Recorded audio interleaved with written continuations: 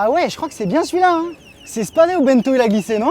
On est dans le mythique Mont Cassel. C'est ici que Benjamin Thomas a fauché Matteo Vercher pour prendre le maillot à poil lors de la première étape. Aujourd'hui, le tour y repasse. Et pour pas que ça se reproduise, je vous en fais la reco.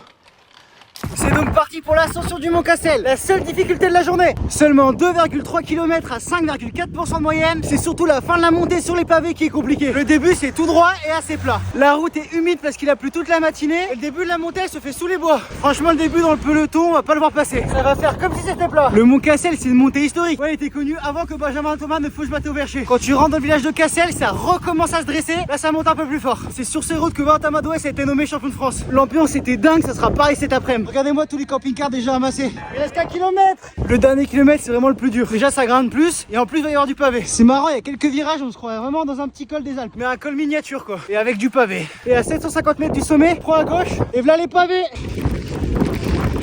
Ici l'enfer du Nord commence. Ça tape beaucoup. Bon, si le public sera là pour encourager les coureurs, avec le bruit du carbone sur le pavé, on va rien entendre. Et le secret pour pas glisser sur le pavé, c'est de rester assis et de mettre un gros braquet. Donc tu restes sur ta selle et t'appuies. Ça y est, une fois que t'as les zones VIP, c'est que t'es dans le final. C'est ici que le sprint va se lancer pour les points de la montagne. Satellisation.